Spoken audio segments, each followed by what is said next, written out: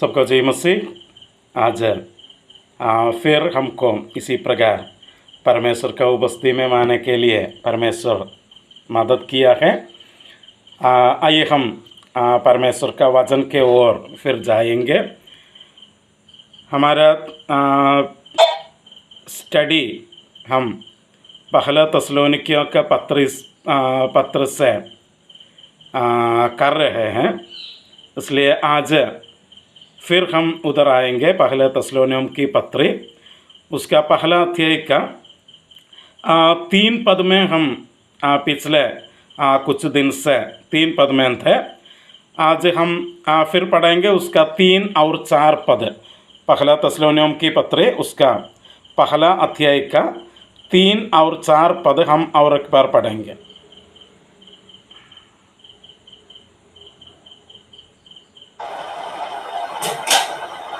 और अपने परमेश्वर और पिता के सामने तुम्हारे विश्वास के काम और प्रेम की परिश्रम और हमारे प्रभु यीशु मसीह में आशा की दृढ़ता को लगातार स्मरण करते हैं।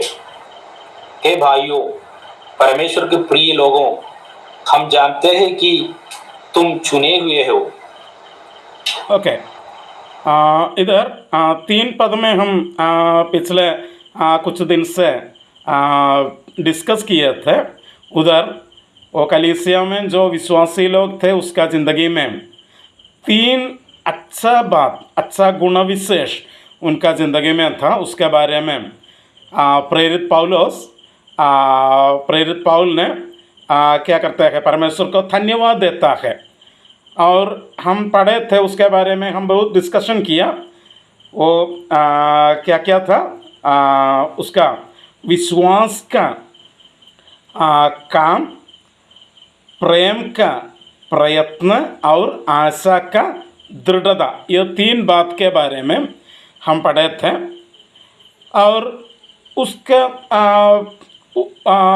वो समाप्त करके हम 4 पद में आज जाना चाहता है, परंतु 4 पद में जाने से पहले वो 3 पद में खड़े होकर हम और परमेश्वर का वचन से और भाग भी हम पढ़ना है। आप लोग आइए पहला कुरिन्थियों की पत्री उसका 13 अध्याय का 13 पद। पहला कुरिन्थी 13 का 13, वो भी थोड़ा सा पढ़िए।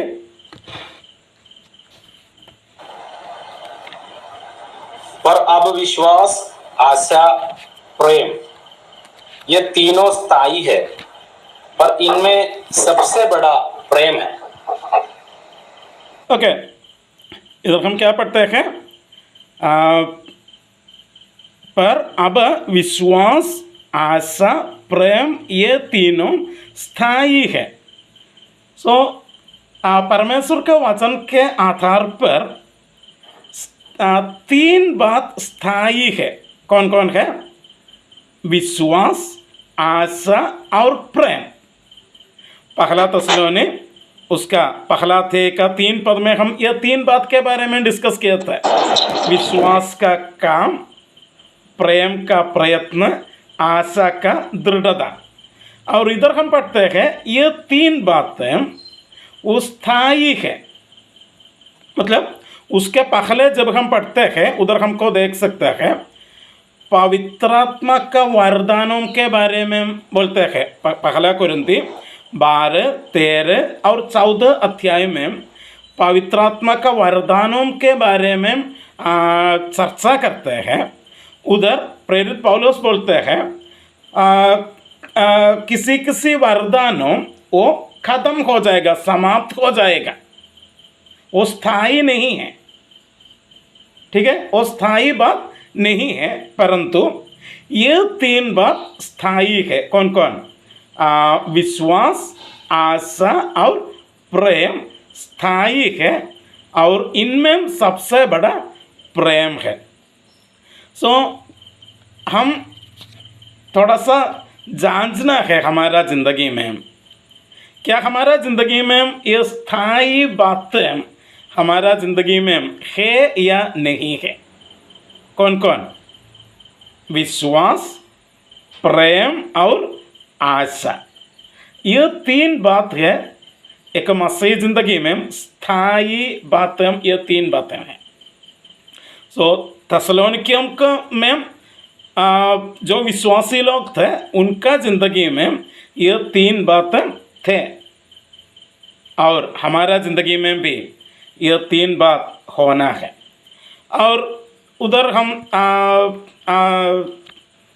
वो तीन पद पहला थेसलोनिकियों का पत्र पहला अध्याय का तीन पद उधर हम समाप्त करके हम उसका चार पद में आना चाहता हूँ। उसका चार पद और एक बार पढ़िए, पहला थेसलोनिकियों के पत्र उसका पहला अध्याय का चार पद।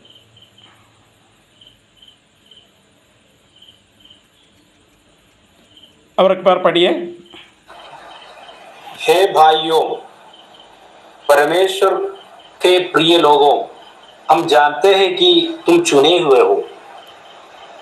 ओके, इधर प्रेरित पौलुस ने उन लोग से बात करते हैं, क्या बोलते हैं? हे भाइयों, परमेश्वर के प्रियों, हम जानते हैं कि तुम उसके चुने हुए हो। सो उधर प्रेरित पौलुस ने वो विश्वासियों को दो शब्द में बुलाता है। पहला शब्द है हे भाइयों, और दूसरा शब्द है परमेश्वर के प्रियों। सो इन लोग प्रेरित पौलुस का भाई लोग हैं और परमेश्वर का प्रिय लोग हैं। देखिए, दोनों के बीच में, मतलब विश्वासी लोग और पौलुस के बीच में एक रिश्ता है, एक संबंध है। क्या संबंध है? जो वो विश्वासी लोग प्रेरित पौलुस का भाई लोग हैं, उन लोग भाई है, भाई बहन का एक रिश्ता है। लेकिन परमेश्वर के साथ उसका रिश्ता संबंध कैसा है? वो परमेश्वर के प्रिय लोग हैं, परमेश्वर के प्रिय लोग हैं। हमको जानते हैं परमेश्वर ने हमको प्रेम किया, परमेश्वर ने हमको प्रेम किया, और परमेश्वर हमको प्रेम किया इसलिए हम परमेश्वर के पास आ सकता था। नहीं है तो हमको कभी भी परमेश्वर के पास नहीं आ सकता था। लेकिन परमेश्वर पहले हमको प्रेम किए थे, इसलिए हम परमेश्वर के पास आ सकते थे। सो इसका मतलब क्या है? हम परमेश्वर का प्रिय लोग हैं, हम परमेश्वर का प्रिय लोग हैं। लेकिन उससे बढ़कर उधर दूसरा एक शब्द इस्तेमाल किया है। उधर हम पढ़ते हैं, हम जानते हैं कि तुम उसके चुने हुए हो, तुम उसके चुने हुए हो। सो एक विश्वासी, कलीसिया का एक अंग, एक विश्वासी, वो कौन है? वो परमेश्वर का एक चुने हुए लोग है, परमेश्वर का एक चुने हुए लोग है।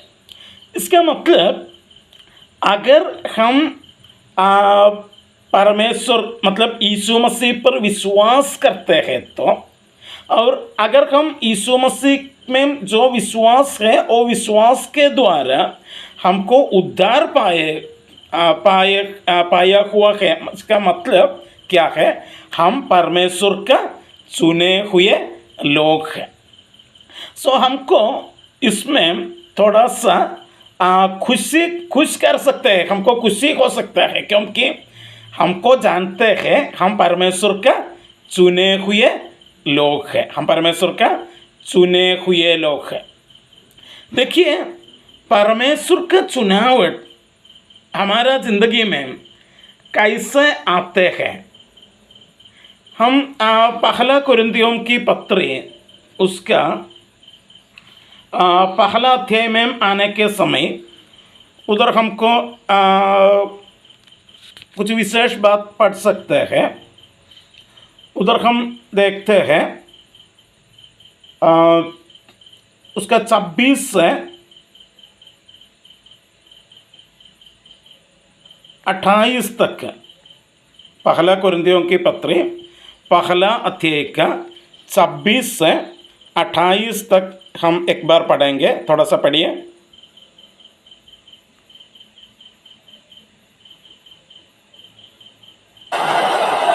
हे भाइयों, अपने बुलाए जाने को तो सोचो कि न शरीर के अनुसार बहुत ज्ञानवान और ना बहुत सामर्थी और ना बहुत कुलीन बुलाया गया, परंतु परमेश्वर ने जगत के मूर्खों को चुन लिया है कि ज्ञानवानों को लज्जित करे, और परमेश्वर ने जगत के निर्बलों को चुन लिया है कि बलवानों को लज्जित करे, और परमेश्वर ने जगत के नीचे और तुच्छ है तुच्छ को वरन जो है भी नहीं उनको भी चुन लिया है कि उन्हें जो है वर्थ ठहरे।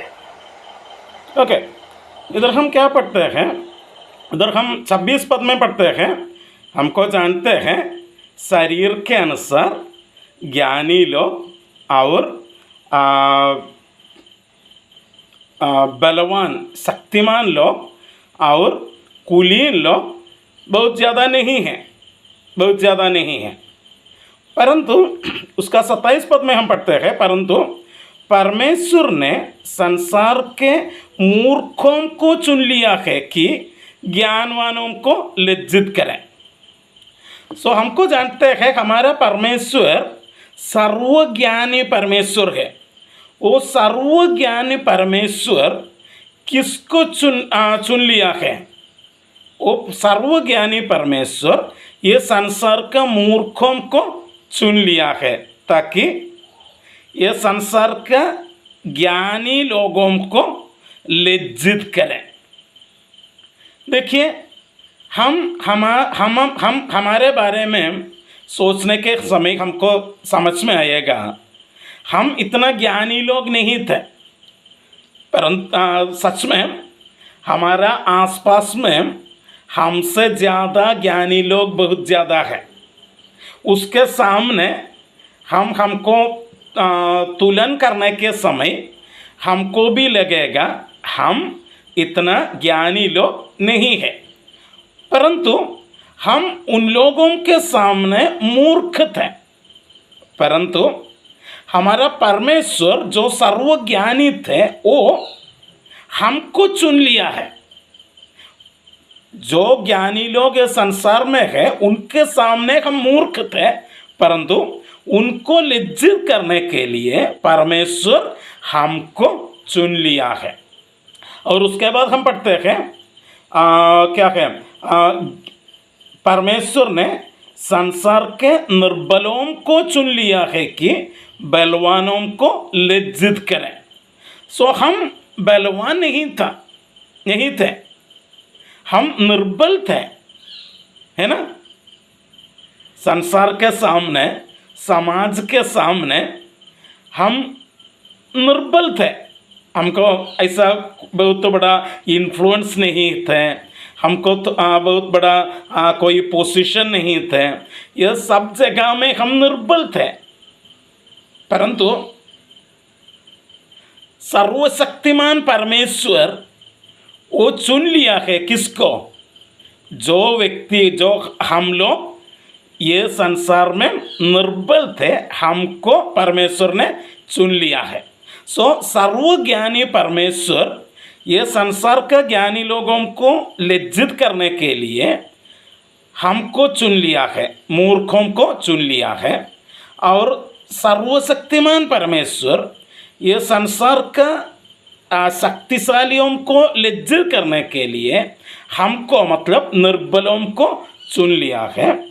और हम पढ़ते हैं 28 पद में, और परमेश्वर ने संसार के निकृष्ट और तुच्छों को वरन उनको जो है भी नहीं चुन लिया कि उन्हें जो है व्यर्थ ठहराया।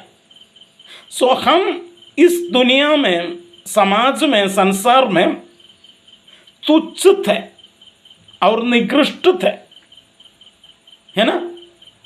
परंतु परमेश्वर ने हमको चुन लिया है।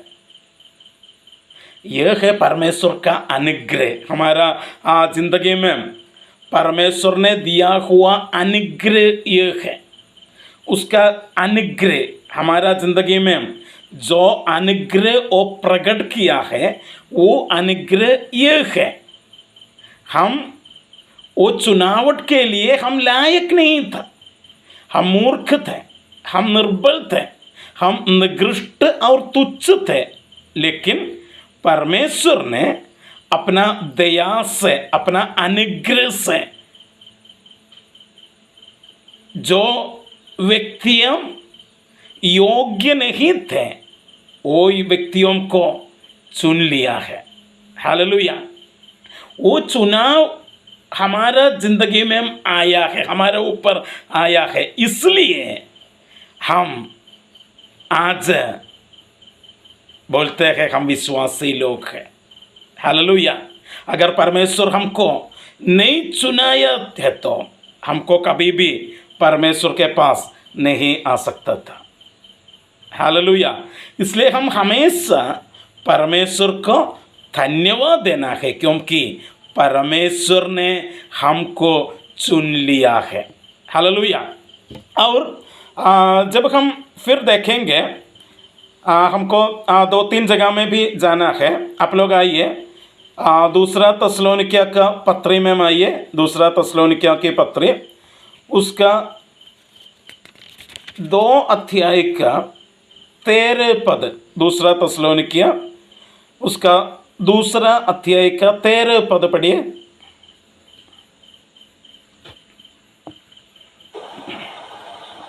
हे भाइयों और प्रभु की प्रिय लोगों, चाहिए कि हम तुम्हारे विषय में सदा परमेश्वर की धन्यवाद करते रहे, क्योंकि परमेश्वर ने आदि से तुम्हें चुन लिया है कि आत्मा के द्वारा पवित्र बनकर और सत्य की प्रतीति करके उद्धार पाओ।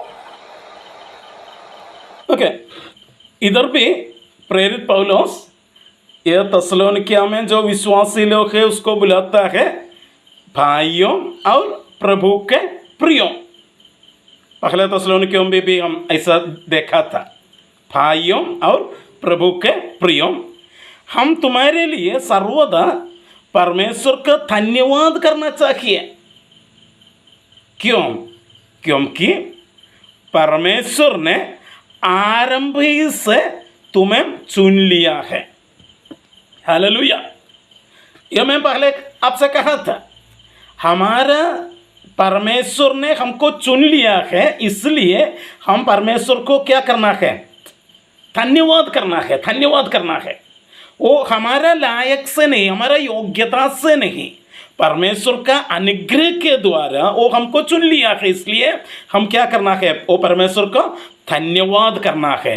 वो बात इधर भी प्रेरित पौलुस ने बोलते हैं, हम सर्वदा परमेश्वर का धन्यवाद करना चाहिए, क्योंकि परमेश्वर ने आरंभ ही से तुम्हें चुन लिया है।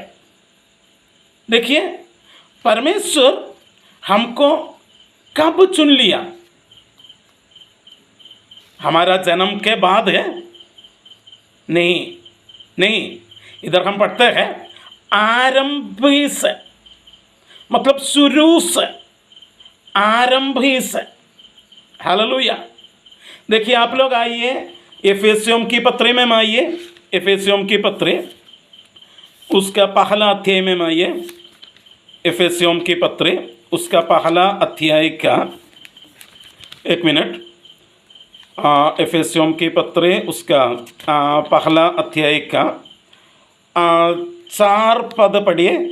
एफेसियों की पत्री पहला अध्याय का 4 पद।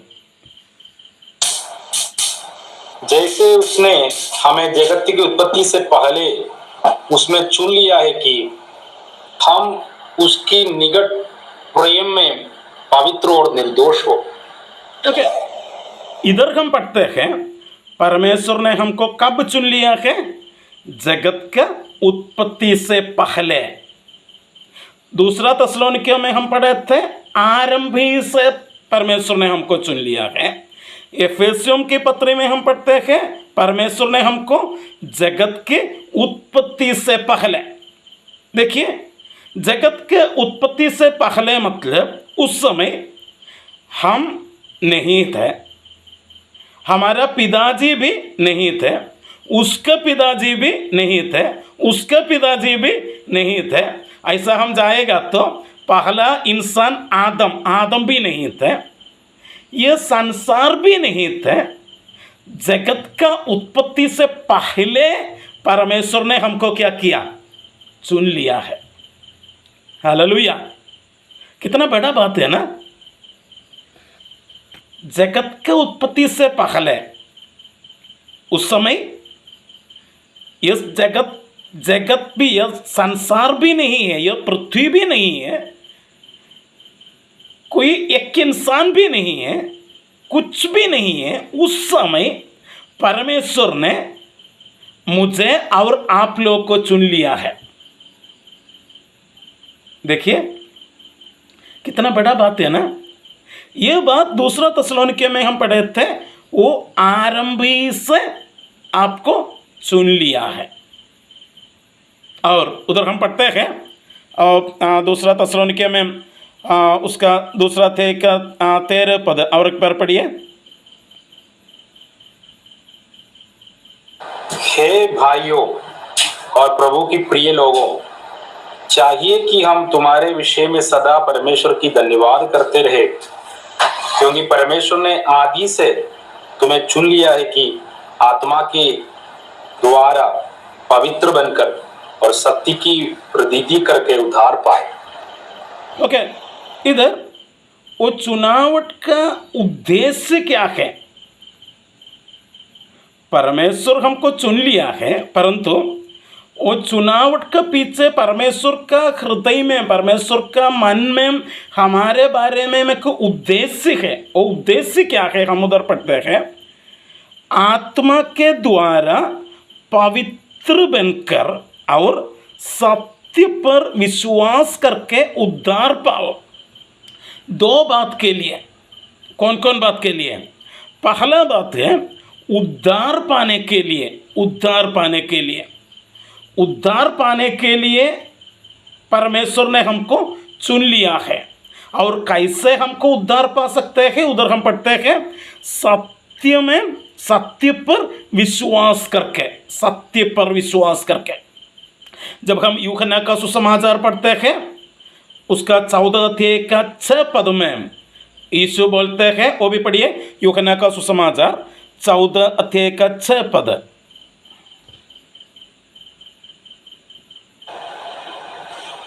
यीशु ने उससे कहा, मार्ग और सत्य और जीवन में ही हूं, बिना मेरे द्वारा कोई पिता के पास नहीं पहुंच सकता। देखिए उधर यीशु बोलते हैं मार्ग और सत्य और रास्ता, है ना? नहीं, मार्ग, सत्य और जीवन में ही हूँ। सत्य मतलब कौन है? सत्य यीशु है। यीशु सत्य है, यीशु सत्य है। और यूहन्ना का सुसमाचार 17 अध्याय का 17 पद में हम दूसरा एक बात पढ़ते हैं। यूहन्ना का सुसमाचार 17 अध्याय का 17 में, वो भी पढ़िए। सत्य के द्वारा उन्हें पवित्र कर, तेरा वचन सत्य है। इधर हम पढ़ते हैं तेरा वचन सत्य है। सत्य क्या है? यीशु सत्य है और परमेश्वर का वचन सत्य है। यीशु कौन है? हमको जानते हैं, यीशु वचन देहधारी बन गया, है ना? यूहन्ना का सुसमाचार पहला अध्याय में हम ऐसे पढ़ते हैं। यूहन्ना का सुसमाचार पहला अध्याय का पहला पद में हम पढ़ते हैं, आदि में, वो पढ़िए, पहला यूहन्ना का सुसमाचार पहला अध्याय का पहला पद पढ़िए। आदि में वचन था और वचन परमेश्वर के साथ था और वचन परमेश्वर था। और उसके बाद उसका 14 पद भी पढ़िए। और वचन देहधारी हुआ और अनुग्रह और सच्चाई से परिपूर्ण होकर हमारे बीच में तेरे किया और हमने उनकी ऐसे महिमा देखी। देखिए इधर हम पढ़ते हैं आदि में वचन थे, वचन परमेश्वर के साथ थे और वचन परमेश्वर थे, पहला पद में। और 14 पद में हम पढ़ते हैं वो वचन देहधारी बन गया। वो कौन है? यीशु है। यीशु मतलब कौन है? यीशु कौन है? परमेश्वर का वचन देहधारी बन गया, वो है यीशु। वो यीशु सत्य है। यूहन्ना का सुसमाचार 14:4 के अनुसार वह यीशु सत्य है। और यूहन्ना का सुसमाचार 17:17 के अनुसार परमेश्वर का वचन सत्य है। जो वचन लिखा हुआ है वो वचन सत्य है। हालेलुया। बाइबल के अनुसार सत्य ये दो बातें हैं। जो व्यक्ति, जो इंसान परमेश्वर का वचन देहधारी बनकर इंसान बन गया, वो व्यक्ति, वो यीशु है, वो सत्य है। और जो वचन लिखा हुआ है वो वचन सत्य है। इधर हम पढ़ते हैं उद्धार पाने के लिए हम क्या करना है? सत्य पर विश्वास करना है, मतलब यीशु पर विश्वास करना है और परमेश्वर का वचन पर विश्वास करना है। अगर आप परमेश्वर का वचन पर विश्वास नहीं करेगा तो आपको यीशु पर विश्वास नहीं कर सकता है। अगर आप यीशु पर विश्वास नहीं करते हैं तो आपको परमेश्वर का वचन में भी विश्वास नहीं करता है, क्योंकि ये दोनों कॉम्प्लीमेंट्री है।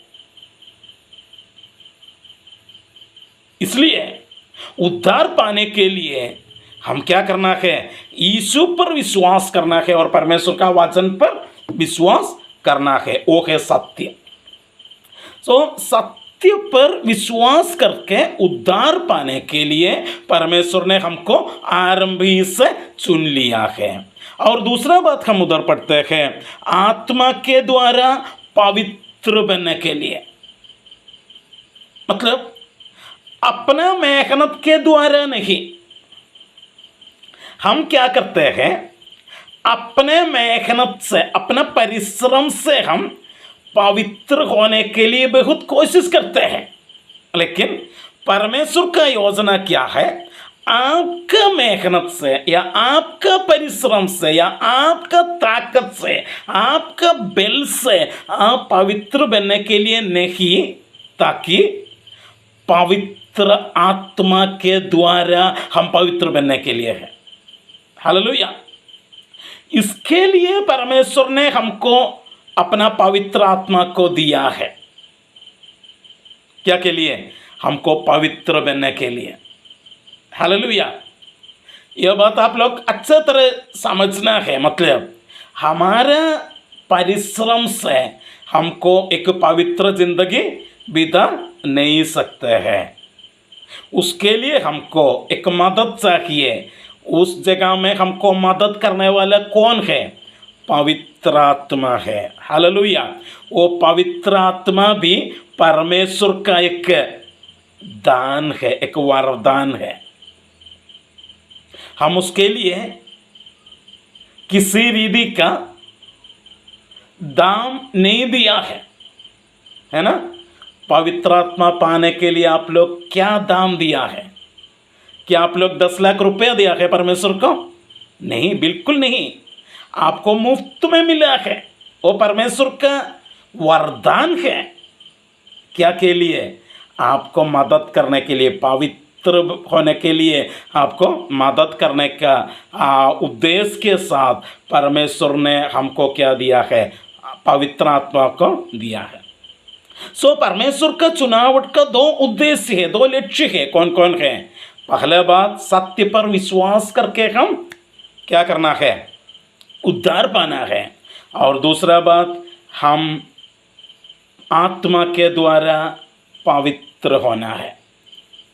जब हम एफेसियों के पत्र में आते हैं, उधर हमको और कुछ बात देख सकते हैं। आप लोग वापस आइए, एफेसियों की पत्र पहला अध्याय का 4 पद में वापस आइए और एक बार पढ़िए वो पद, और एक बार पढ़िए एफेसियों की पत्री पहला अध्याय का 4 पद।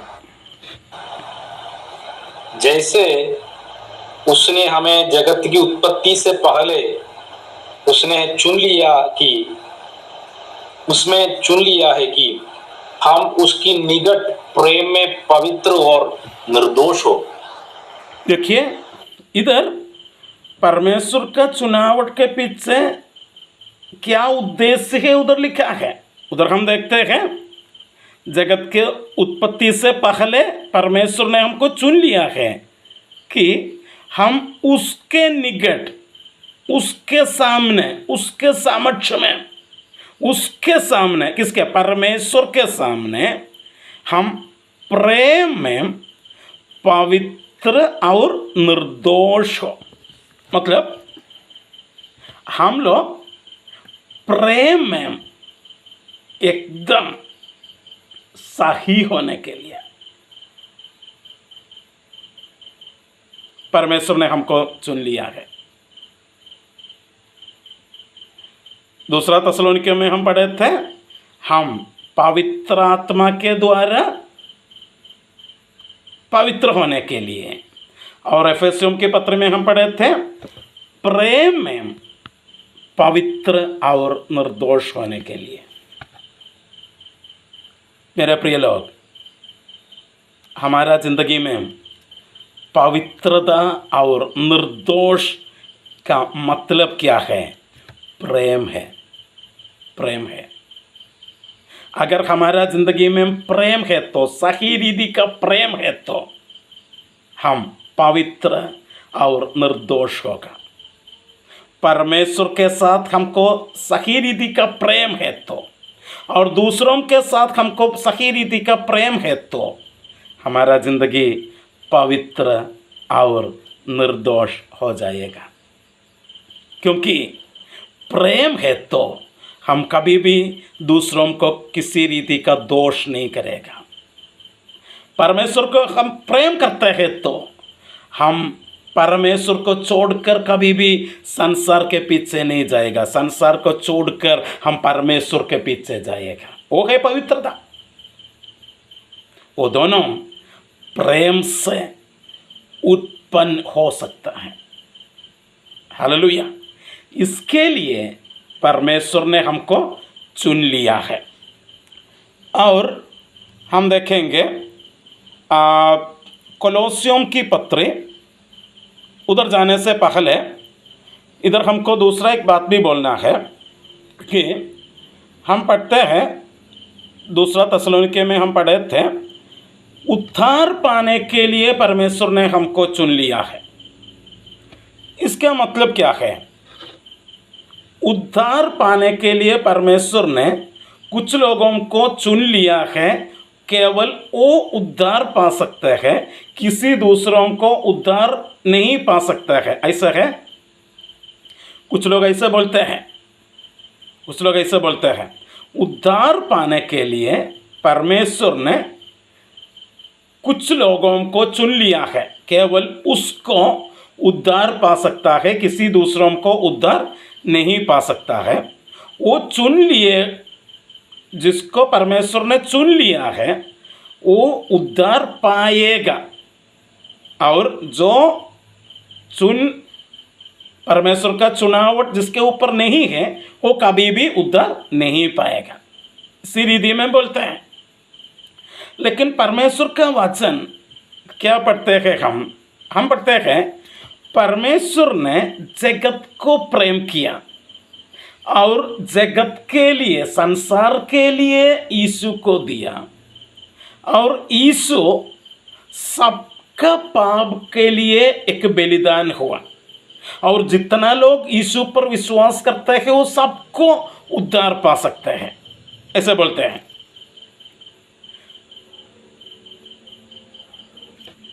इसका मतलब क्या है?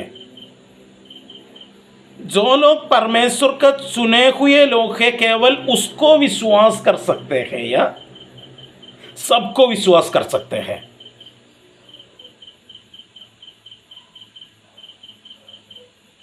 आप लोग आइए, पहला पत्रोस का पत्री में आइए, पहला पत्रोस का पत्री, उसका पहला अध्याय का दूसरा पद, पहला पत्रोस पहला अध्याय का दूसरा पद। और परमेश्वर पिता के भविष्य ज्ञान के अनुसार आत्मा की पवित्र करने के द्वारा आज्ञा मानने और यीशु मसीह के लहू के छिड़के जाने के लिए चुना गया। तुम्हें अनुग्रह और शांति उत्साह से मिलती रहे।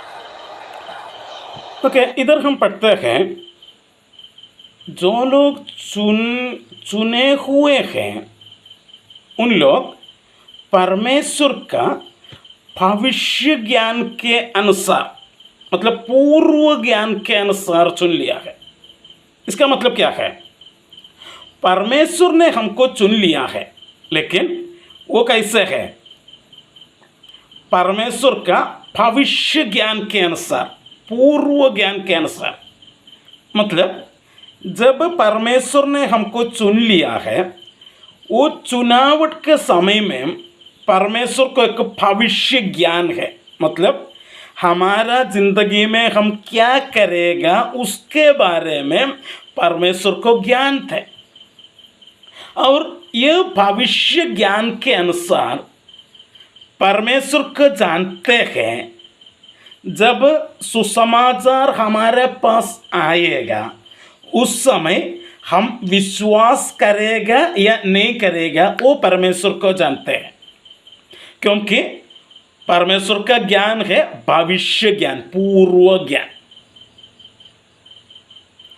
परमेश्वर एक व्यवस्था के द्वारा हमको चुन लिया है, कोई व्यवस्था के बिना नहीं है। एक व्यवस्था के द्वारा परमेश्वर ने हमको चुन लिया है। कौन सा व्यवस्था? अपना भविष्य ज्ञान के अनुसार। मतलब जगत का उत्पत्ति से पहले परमेश्वर को जानते हैं। जब सुसमाचार हमारे पास आएगा उस समय हम विश्वास करेगा या नहीं करेगा वो परमेश्वर को जानते हैं, और वो ज्ञान जानकारी के अनुसार, वो ज्ञान के अनुसार परमेश्वर हमको चुन लिया है। मतलब जो लोग विश्वास करेगा उसको परमेश्वर ने उद्धार पाने के लिए चुन लिया है। वो परमेश्वर का केवल कोई व्यवस्था के बिना एक चुनावट नहीं है। ऐसा है तो जितना लोग विश्वास नहीं करते हैं उसको गलत नहीं बोल सकते हैं, क्योंकि परमेश्वर उनको नहीं चुना है, इसलिए उन लोग विश्वास नहीं करते हैं। वो किसका गलत है? परमेश्वर का गलत है। लेकिन बाइबल ऐसा नहीं हम बोलते हैं। बाइबल बोलते हैं परमेश्वर हमको चुन लिया है अपना भविष्य ज्ञान के अनुसार, कोई व्यवस्था के बिना नहीं, एक भविष्य ज्ञान के अनुसार। क्या भविष्यवान? कौन सा भविष्य ज्ञान? जब सुसमाचार आएगा उस समय हम विश्वास करेगा या नहीं करेगा, वो भविष्य ज्ञान के अनुसार परमेश्वर ने हमको चुन लिया है। और अगर हम विश्वास नहीं करेगा तो इसका मतलब परमेश्वर हमको नहीं चुना है, क्योंकि पहले से परमेश्वर को जानते हैं। जब सुसमाचार हमारे पास आएगा हमारा मन कठिन, हम अपना मन कठिन करके उसको त्याग करेगा, विश्वास नहीं करेगा। ये परमेश्वर का पहले से जानते हैं। वो जानकारी के अनुसार परमेश्वर ने हमको चुन लिया है। ठीक है। और एक पद भी हमको देखना है। आप लोग आइए, कोलोसियों की पत्री उसका 3 अध्याय का 12 और 13। कोलोसियों की पत्री 3 अध्याय का 12 और 13। इसलिए परमेश्वर की चुने हुए के समान जो पवित्र और प्रिय है, बड़ी करुणा और भलाई और दीनता और नम्रता और सहनशीलता धारण करो। 13 भी पढ़िए। और यदि किसी पर दोष देने का कोई कारण हो तो एक दूसरे से सह लो और एक दूसरे के अपराध को क्षमा करो, जैसे कि प्रभु ने तुम्हारे अपराधों को क्षमा किया वैसे ही तुम भी करो। देखिए इधर हम क्या पढ़ते हैं?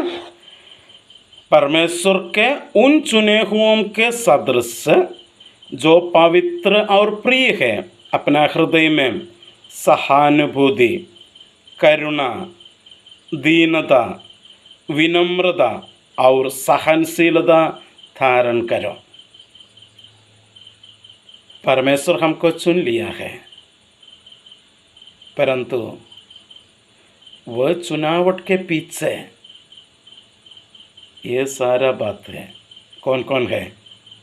परमेश्वर का सहानुभूति, परमेश्वर का करुणा, परमेश्वर का दीनता, परमेश्वर का सहनशीलता, वो सब उसके पीछे थे। और अगर हम चुने हुए लोग हैं तो चुने हुए के सदृश हम भी दूसरों के साथ ऐसा होना है। ये क्वालिटीज़ हमारा ज़िंदगी में भी होना है। और 13 पद में हम पढ़ते हैं, यदि किसी को किसी पर दोष देने का कोई कारण है तो एक दूसरों के सह लो। देखिए, परमेश्वर को हमारे ऊपर दोष देने के लिए कितना बात है। एक दिन में कितना बार परमेश्वर को हमारे विरोध में दोष ले सकते हैं, लेकिन परमेश्वर कभी भी ऐसा नहीं करते हैं। वो हमको क्या करते हैं? सह लेते हैं। और हम भी वैसे होना है। कभी कभी हमारा मन में आएगा दूसरों को विरोध में दोष लेने के लिए, लेकिन उस समय हम याद करना है परमेश्वर ने हमको चुन लिया है। कैसे? हमारा ऊपर दोष लेने के लिए बहुत ज़्यादा अवसर थे, लेकिन परमेश्वर हमको सह लिया है। और पढ़ते हैं, एक दूसरे के अपराध क्षमा करो जैसे प्रभु ने तुम्हारे अपराध क्षमा किए वैसे ही तुम भी करो।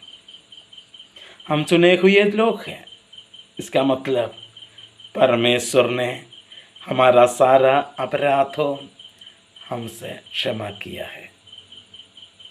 इसलिए हम भी क्या करना है? परमेश्वर का जैसे हम भी करना है, दूसरों को क्षमा करना है, दूसरों को क्षमा करना है, दूसरों को क्षमा करना है। क्यों? क्योंकि हम परमेश्वर का चुने हुए लोग हैं। हालेलुया। प्रेरित पौलुस थिस्सलुनीकियों में जो विश्वासी लोग हैं उससे बोलते हैं, आप परमेश्वर का चुने हुए लोग हैं। आप परमेश्वर का चुने हुए लोग हैं। आज जितना लोग ये गूगल मीट में ज्वाइन किया है, जितना लोग यीशु पर विश्वास करते हैं, जितना लोग वो विश्वास के द्वारा उद्धार पाया है, वो सब लोग से परमेश्वर का वचन भी बोलते हैं, आप लोग परमेश्वर का चुने हुए लोग हैं। हालेलुया। चुने हुए लोग हैं। इसलिए क्या करना है? सह लो, दूसरों को सह लो और दूसरों से क्षमा करो जैसे परमेश्वर ने आप लोग को क्षमा किया है। हालेलुया। मैं इधर आज का क्लास समाप्त करना चाहता हूँ। मेरे प्रिय लोग, कभी भी मत भूलना है, हम परमेश्वर का चुने हुए लोग हैं। वो हमारा योग्यता से नहीं, हम अयोग्य थे, परंतु हमारा अयोग्यता के बीच में परमेश्वर हमको चुन लिया है। जगत का उत्पत्ति से पहले परमेश्वर ने हमको चुन लिया है उद्धार पाने के लिए और पवित्र होने के लिए, प्रेम में पवित्र और निर्दोष होने के लिए, परमेश्वर को प्रेम करने के लिए और दूसरों को प्रेम करने के लिए। आइए हम प्रार्थना करेंगे। 1 मिनट हमारा ज़िंदगी को हम जांच करेंगे क्या हमारा ज़िंदगी में वो प्रेम है या नहीं है, परमेश्वर के साथ वो प्रेम है या नहीं है, दूसरों के साथ वो प्रेम है या नहीं है। आज परमेश्वर का वचन हमसे बात करते हैं वो प्रेम में पवित्र और निर्दोष होने के लिए। आइए हम प्रार्थना करेंगे।